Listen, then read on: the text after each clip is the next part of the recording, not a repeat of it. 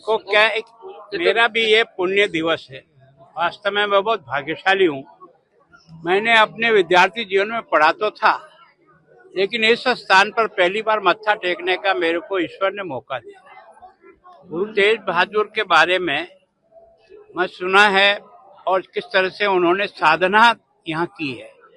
मैं सोचता हूँ गुरु को लोग ढूंढते रहे, लेकिन चूंकि उनके गुरु ने केवल बीमारी में इतना ही कहा था कि अगला जो धर्म गुरु में हमारा जो गुरु मिलेगा वो आपको बाबा बखाना में मिलेगा।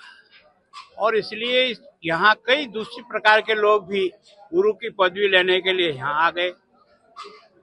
एक व्यापारी जिसका जहाज डूब रहा था, उसने ये एक गुरु के सामने प्रतिज्ञा की थी कि अगर मेरा जहाज बच कर के आ जाएगा तो मैं 500 रुपया भेंट करूंगा। गुरु तो इंतकाल हो गया, स्वर्गवासी हो गए, पर वो जो बात सुनी थी कि भाई कहाँ है, तो उन्होंने कहा कि गुरु ने केवल कहा था कि बाबा बखानी में मिलेंगे, तो वो यहाँ ढूंढने आया। कई लोग उन्हें मिले, उन्होंने दो दो सबको दी। तो यहाँ भी साधन स्थल पर भी पता लगा कि यहाँ भी कोई साधना कर, उनको भी दिए तो दो ही दी। उन्होंने कहा तूने तो 500 के लिए कहा था, दो क्यों दे रहा है?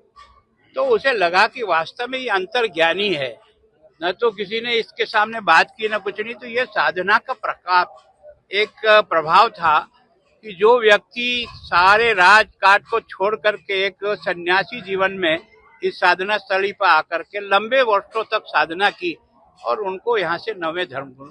और जब उनका जो लड़का था जिसको हम गुरु गोविंद सिंह के नाम से जानते, 10वें धर्म गुरु, जब कश्मीर के पंडितों का बहुत ही एक तरह से ह्यूमिलेशन हो रहा था धर्म परिवर्तन करने, तो यहाँ अर्ज करने आए थे कि आप हमको बचाओ, हम लोग जो है ना बहुत कष्ट भुगत रहे।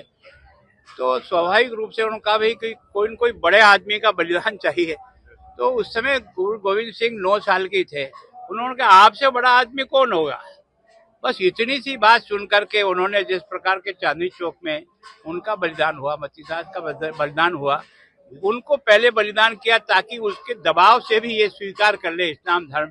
और उसने स्वीकार नहीं किया तो पहला हिंदुस्तान ने दुनिया में उदाहरण है कि आरे से जिसको शीश काट दिया। वो बलिदानी दिवस है आज 450वां, और मैं कितना भाग्यशाली हूँ कि आज वहाँ उसकी साधना स्थली पर माथा टेकने का मुझे सौभाग्य।